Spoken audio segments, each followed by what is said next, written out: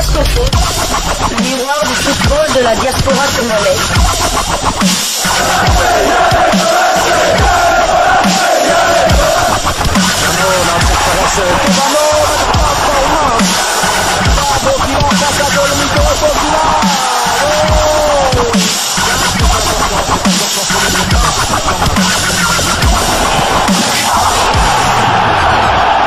Diascofoot, le miroir du football de la diaspora congolaise. Vous êtes sur Diascofoot, le miroir du football de la diaspora congolaise. Diascofoot vous dit bonjour, tout le plaisir est pour nous de vous retrouver, mais surtout de savoir que vous êtes nombreux en train de suivre votre chaîne YouTube dédiée uniquement aux footballeurs de la diaspora congolaise. C'est l'heure de partager avec vous quelques news que nous avons pu récolter pour vous concernant certains de nos internationaux ou des binationaux qui se sont illustrés. Vous le savez, par exemple, il y a eu le championnat français de première division, la Ligue 1, qui s'est poursuivi. Nous allons donc parler de ça entre autres. Et nous débutons par Nantes. Nantes où évolue un international congolais. Vous le savez, il s'agit bien de Samuel Mutusami. Et ce dernier et son club ont réussi à sauver le meuble face à Strasbourg. Le football club de Nantes que dirige l'entraîneur Antoine Camboiré s'est, à défaut d'un triomphe, contenté d'un match nul d'un but partout. Mené durant une bonne partie de cette rencontre de la 5e journée de la Ligue 1, les Canaries ont réussi à sauver leur peau dans les derniers instants. Samuel Mutusami était à nouveau de la partie, lui qui a fait un match plein, titulaire bien évidemment dans l'entrejeu de cette équipe nantaise. Dès la 27e minute, Nantes se fait surprendre par le but d'Habib Diallo et les 5 minutes d'après, Mutusami recevait un carton jaune pour une intervention non maîtrisée. C'est dans les dernières minutes que les Nantais ont obtenu leur égalisation grâce à Mustafa Mohamed. C'était à la 85e minute.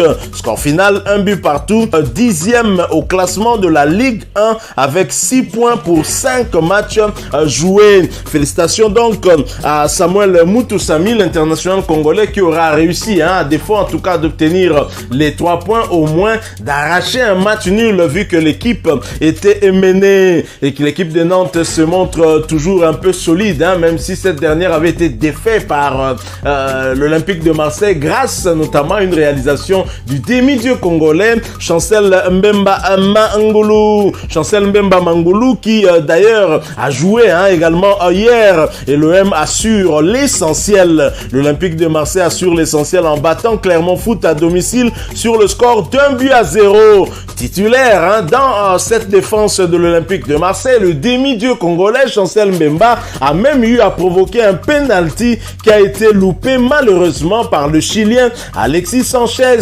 À noter que son compatriote, l'international congolais Cédric Bakambu, était absent du côté phocéen. Mais Chancel Mbemba, c'est l'homme par qui en tout cas tout de bien arrive à cette équipe de l'Olympique de Marseille. Chancel Mbemba a mis la Ligue 1 dans sa poche, et pour cause.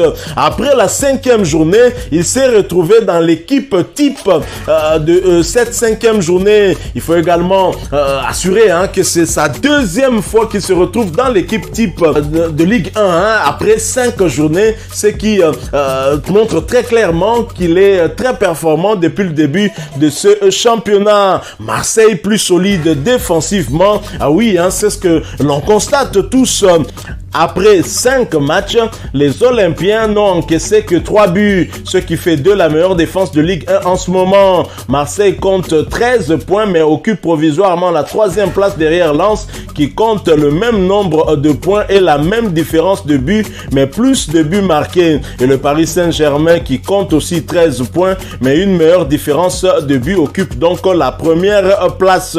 Bravo donc à notre international congolais, le demi-dieu Chancel Chancel Mbemba Mangoulou et ses coéquipiers. Bravo, hein, nous espérons en tout cas qu'ils vont rester dans cette dynamique, hein, et puisque tout se passe plutôt bien jusque-là, et si Marseille doit viser en tout cas le titre de Ligue 1, il faudra bien que sa défense soit très solide, et je crois que c'est pour cela qu'ils ont eu à recruter Chancel Mbemba Mangoulou. Alors je l'ai dit, hein, l'Olympique de Marseille occupe la 3e position derrière le Racing Club de Lens, hein, grâce à son meilleur goal différence, hein. Bien sûr, le Paris Saint-Germain qui est en première position avec le même nombre de points, meilleur goal différence. Du côté de Lens, les Lensois ont inscrit plus de buts que les Marseillais, et Lens justement qui s'est baladé contre l'Orient. Festival offensif à Bollaert où le Racing Club de Lens s'est imposé face au FC Lorient sur le score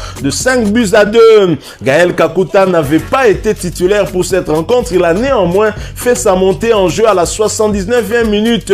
Ses premières minutes de la saison du reste titulaire. Gédéon Kaloulou a disputé l'intégralité de la rencontre du côté des Merlus. Malheureusement, il y a eu la défaite au finish.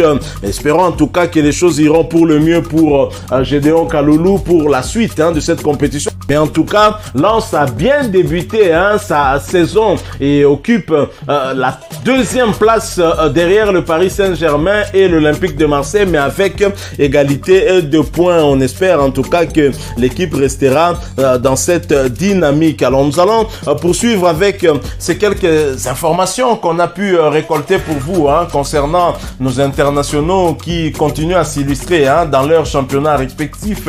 Nous avons parlé de Samuel Moutoussamy, on a parlé également de Chancel Mbemba Mangoulou ainsi que Gaël Kakuta, Gédéon Kaloulou. Nous allons cette fois quitter la France et sa Ligue 1 pour nous rendre du côté de l'Italie pour parler d'un autre Congolais, mais nous y allons après cette courte pause. Diasco Foot, le miroir du football de la diaspora congolaise. Du côté de l'Italie, en Serie A, championnat italien de première division, Jean-Victor Makengo et l'Udinese font tomber la Fiorentina à la maison. Avec un Jean-Victor Makengo titulaire, l'Udinese fait l'essentiel à la maison en obtenant les 3 points. Udinese a battu la Fiorentina sur le score d'1-0 grâce à la réalisation de Beto. Nous sommes là à la 17e minute. À noter que le joueur d'origine congolaise Jean-Victor Makengo a réalisé un excellent match qui du reste, hein, est sorti à la 79e minute.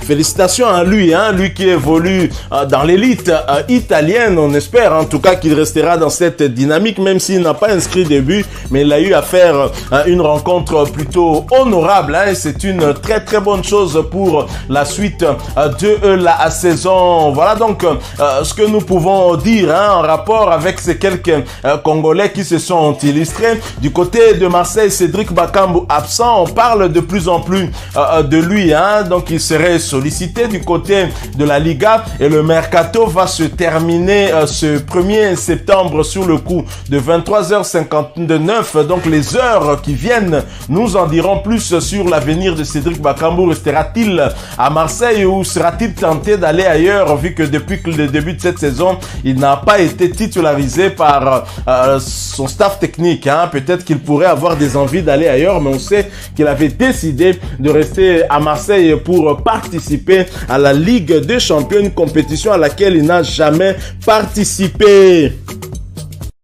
Voilà, nous sommes arrivés à la fin de ce sujet, hein. Si vous l'avez aimé, n'hésitez pas à nous laisser un maximum de j'aime. N'hésitez pas non plus à partager avec nous votre opinion. Si vous en avez une par rapport au sujet que nous venons de vous proposer, laissez-la nous à travers un commentaire. Abonnez-vous si vous êtes nouveau ou ancien, que vous ne vous êtes pas encore abonné sur cette chaîne Diasco Foot, parce que nous sommes le miroir du football de la diaspora congolaise. Et n'oubliez pas qu'en vous abonnant apparaîtra une petite cloche de notification. Cliquez dessus pour ne plus rien manquer des prochaines vidéos que nous allons vous proposer. Encore une fois, merci à vous, avec espoir de vous retrouver très bientôt avec un autre sujet d'actualité. En attendant, portez-vous bien et Diasco Foot vous dit au revoir.